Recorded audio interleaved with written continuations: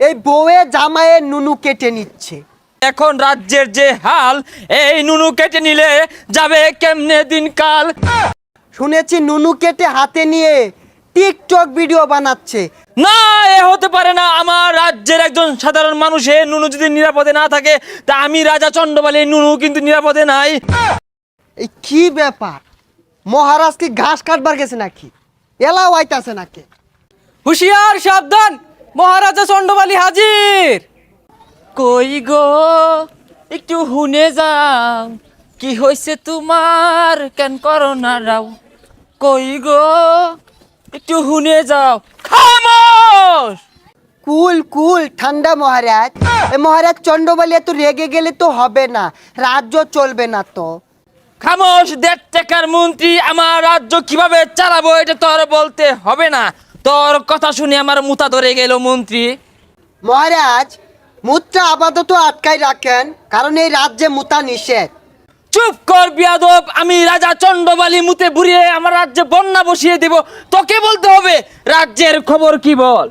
এ মহারাজ আর মনে হয় মুতা হবে না, রাজ্যে এমন এক ভাইরাস আইছে যা সবার নুনু কেটে নিচ্ছে। মন্ত্রী, এ কেমন ভাইরাস? আমি তো গলা কাটার কথা শুনেছি, ছালা ধরার কথা শুনেছি। এই নুনু কাটা ভাইরাস কোত্থেকে এলো? এর কি কোনো প্রতিকারক নেই? এ মহারাজ এই ভাইরাসের প্রতিকার তো দেখছি না, এই বউয়ে জামাইয়ের নুনু কেটে নিচ্ছে। কি বলছো মন্ত্রী? শুধু তাই নয় মহারাজ, শুনেছি নুনু কেটে হাতে নিয়ে টিকটক ভিডিও বানাচ্ছে ভাইরাল হওয়ার জন্য। না, এ হতে পারে না। আমার রাজ্যের একজন সাধারণ মানুষের নুনু যদি নিরাপদে না থাকে, তা আমি রাজা চন্ডবালী নুনু কিন্তু নিরাপদে নাই। আমি দেখলাম রানী হাতে একটা ছুরি নিয়ে কি জানি করার চেষ্টা করছে। আমার তো সন্দেহ হচ্ছে মন্ত্রী। না মহারাজ, রানীমা তো দেখলাম আপেল কাটার জন্য ছুরি নিয়ে ঘুরছে। না না মন্ত্রী, আমি বিশ্বাস করি না। রানীমা আপেল কাটতে ছুরি হাতে নেই নাই। তোমার রানীমা কিন্তু খুব রাগী। আমার সন্দেহ হচ্ছে নুনু কাটা ষড়যন্ত্র চলছে। সিপাহী, আদেশ করুন মহারাজ। এই তোমাদের নুনুর কি হাল? আপাতত ঠিক আছে মহারাজ, আপনার এই কথা শোনার পরে আমাদেরও ভয় হচ্ছে মহারাজ। তোমাদের নুনু ভালো থাকলে ভালো। এখন রাজ্যের যে হাল, এই নুনু কেটে নিলে যাবে কেমনে দিনকাল। মন্ত্রী, এর থেকে বাঁচার কি কোনো উপায় নেই? মহারাজ উপায় একটা আছে, এই বড় দেখে একটা তালা মেরে দিলে কেউ আর নুনু কাটতে পারবে না। তাহলে তাই করো মন্ত্রী। আমার রাজ্যের সকল প্রজাদের জন্য তুমি বাংলা ছোট ছোট তালা এনে মেরে দাও নুনুতে। আর আমার জন্য একটি বড় চাইনা তালা নিয়ে আসো, যেটা 20 থেকে 30 কেজি ওজনের হবে।